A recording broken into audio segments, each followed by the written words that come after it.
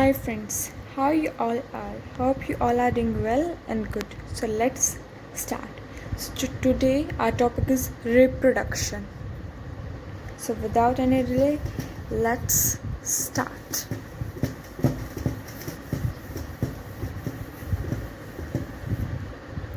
Reproduction से रिप्रोडक्ट जो word है उससे हमें क्या समझ में आ रहा है?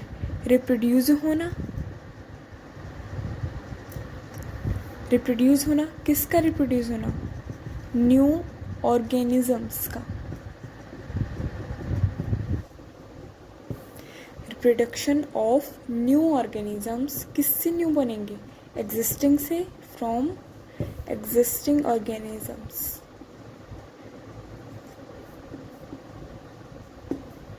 Production of new organisms from existing organisms of the same species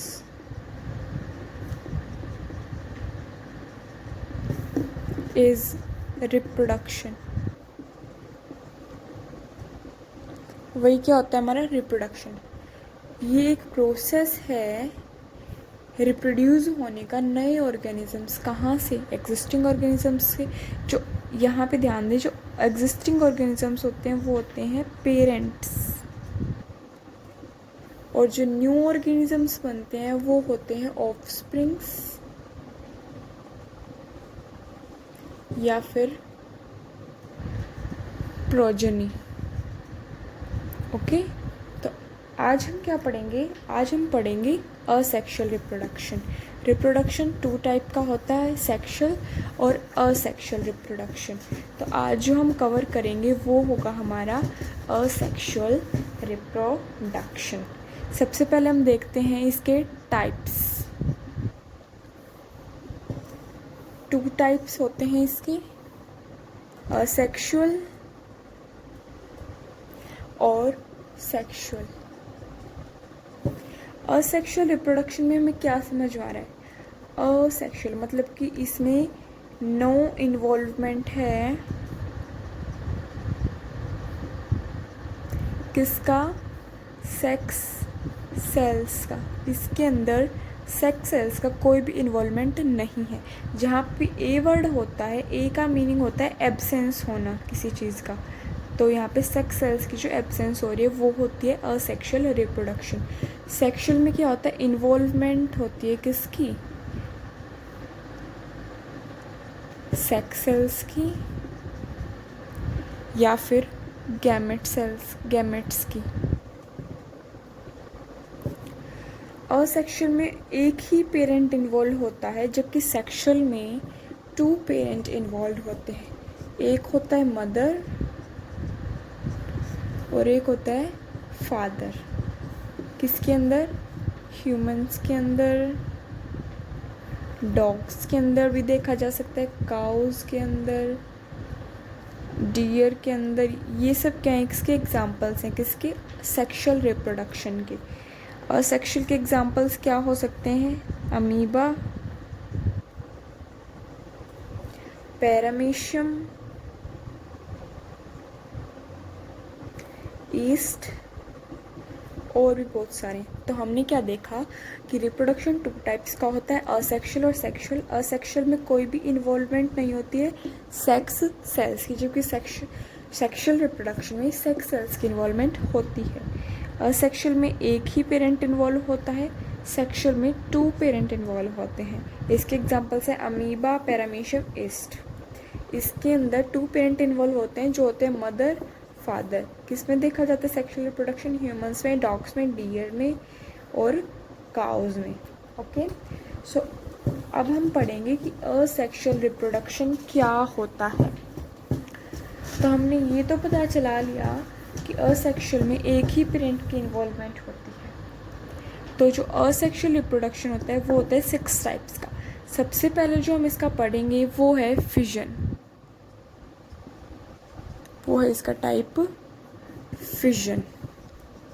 fission से हमें क्या समझ में आ रहा है? स्प्लिटिंग होना। देखो 2 वर्ड्स होते हैं, एक होता है फ्यूजन और एक होता है फीजन। फ्यूजन होता है कॉम्बिनेशन, मिलना, जबकि फिजन होता है ब्रेक डाउन या फिर स्प्लिटिंग। तो फिजन पढ़ रहे हैं, फिजन मतलब कि स्प्लिट हो जाना, टूट जाना। किस में? दो में, स्प्लिटिंग इनटू टू और मोर। जबकि हम यहाँ पे रिप्रोडक्शन की बात कर रहे हैं तो क्या बनेंगी? मोर डॉटर सेल्स या फिर new organisms. Splitting of a single organism. Single organism वो कौन होगा? मैंने बताया था आपको, पेरेंट होगा। क्योंकि हमें सेक्शुअल रिप्रोडक्शन पढ़ रहे हैं तो यहाँ पे इन्वॉल्वमेंट सिंगल का ही होगा। तो सिंगल जो है वो टू में डिवाइड हो जाएगा, वो होगा फिजन। टू में भी हो सकता है और मल्टीपल में भी हो सकता है। तो फिजन हमने देखा कि स्प्लिटिंग होता है ऑर्गेनिजम्स का फ्रॉम सिंगल टू टू और मोर ऑर्गेनिजम्स। अब फिजन जो होता है वो होता है टू टाइप का। फर्स्ट होता है बाइनरी फिजन, सेकंड होता है मल्टीपल फिजन। जो बाइनरी फिजन होता है उसके अंदर हमें पता चल रहा है, यहाँ एक वर्ड है बाई, यहाँ एक वर्ड है मल्टी। तो बाई जो होता है वो किसको इंडिकेट करता है? टू को।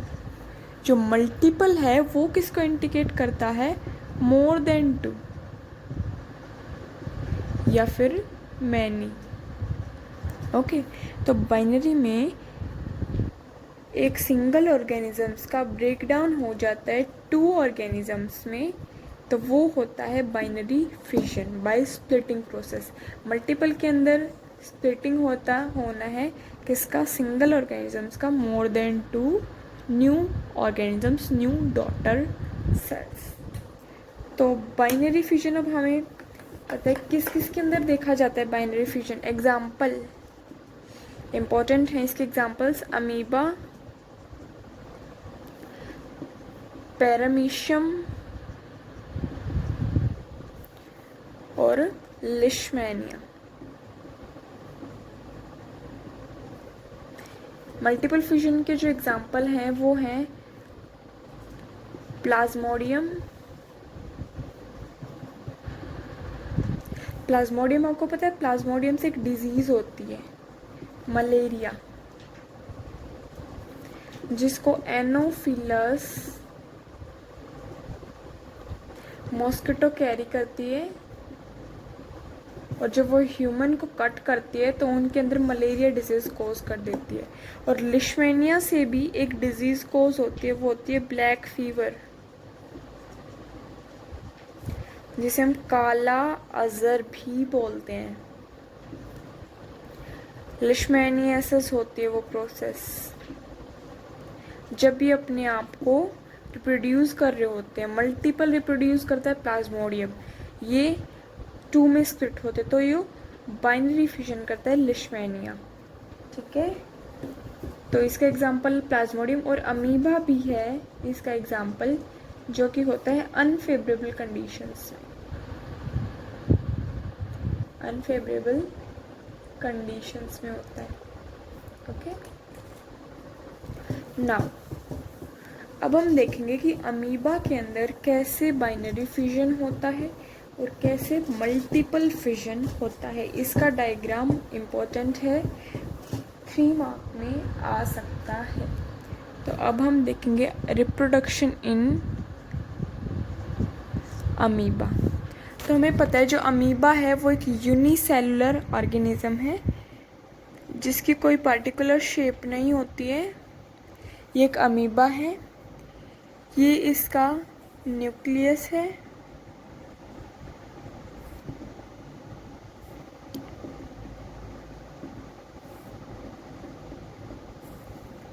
साइटोप्लाज्म।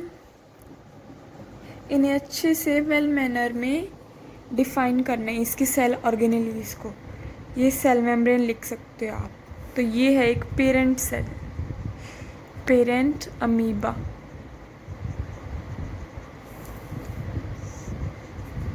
तो रिप्रोड्यूस होने के लिए सबसे पहले क्या होता है अमीबा के अंदर, जिसका न्यूक्लियस होता है वो लेंथन कर जाता है, वो थोड़ा बढ़ जाता है। तो ये एक अमीबा है,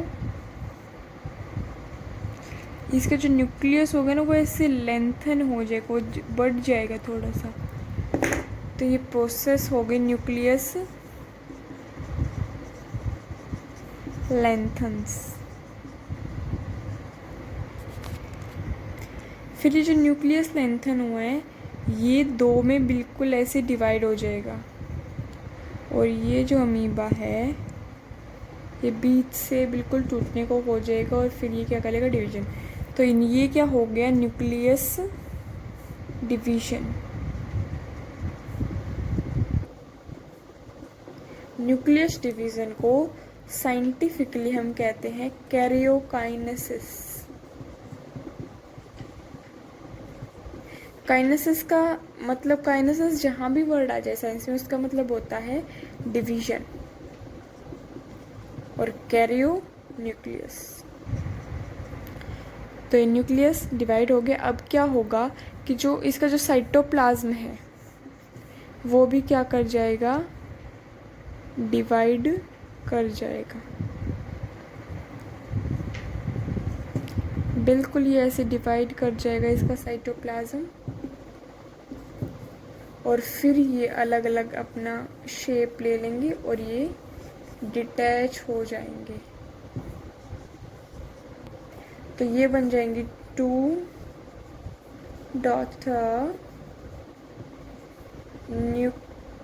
अमीबे।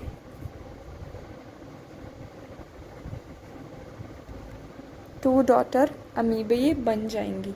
और जो साइटोप्लाज्म का जो डिवीज़न होता है उस प्रोसेस को कहते हैं साइटोकाइनेसिस। तो ये जो पूरी प्रोसेस होती है ये कब होती है, जब कंडीशंस कैसी हों, फेवरेबल हों। तो ये फेवरेबल कंडीशंस के अंदर अमीबा का बाइनरी फिजन होता है, और अनफेवरेबल में जैसे मैंने आपको बताया था मल्टीपल फिजन होता है। तो सबसे पहले साइटोप्लाज्म लेंथन किया, फिर न्यूक्लियस अपने आप डिवाइड हो गया, फिर साइटोप्लाज्म डिवाइड हो गया, फिर टू डॉटर अमीबे हमें मिल गए। सो इसमें हमने देखा कि जो एक अमीबा था वो टू में डिवाइड हुआ, तो कौन सा फिजन हुआ, बाइनरी फिजन हुआ। अब हम देखते हैं कि अमीबा के अंदर ही कैसे मल्टीपल फिजन भी होता है। ये एक अमीबा है, जब अनफेवरेबल कंडीशंस आ जाती हैं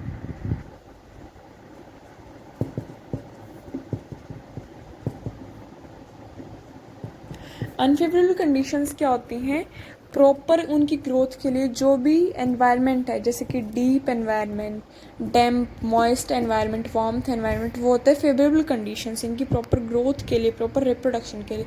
लेकिन जब वो इन्हें नहीं मिलता है तो अमीबा की जो सेल होती है उसके ऊपर एक प्रोटेक्टिव लेयर फॉर्म हो जाती है जिसे बोलते हैं सिस्ट। एक प्रोटेक्टिव लेयर फॉर्म हो जाती है जिसे बोला जाता है सिस्ट। ये हमारा अमीबा है, अनफेवरेबल कंडीशंस के अंदर इसके ऊपर एक सिस्ट डेवलप हो चुकी है। ये इसकी सेल मेम्ब्रेन थी।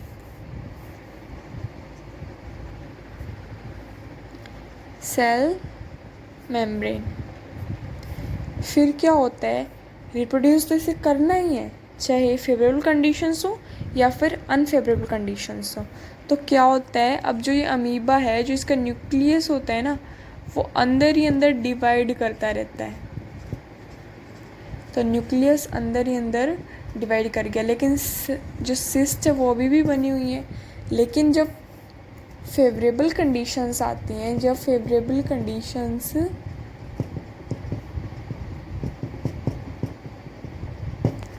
कम अप, तो क्या होता है, ये जो सिस्ट होती है इसकी अमीबा की, वो क्या हो जाती है, ब्रेक हो जाती है, और जो भी इसके न्यूक्लियस थे वो क्या हो जाते हैं, बर्स्ट आउट होके इससे बाहर निकल आते हैं, और फिर इनको ही जब फेवरेबल कंडीशंस मिलती हैं तो ये अपना एक पूरा अमीबा ग्रो करा लेते हैं। तो इससे क्या हो गया, मल्टीपल फिजन। इससे एक अमीबा, एक डॉटर सेल्स, दो डॉटर सेल्स नहीं बने, इसके अंदर मोर देन 2 बन रहे हैं।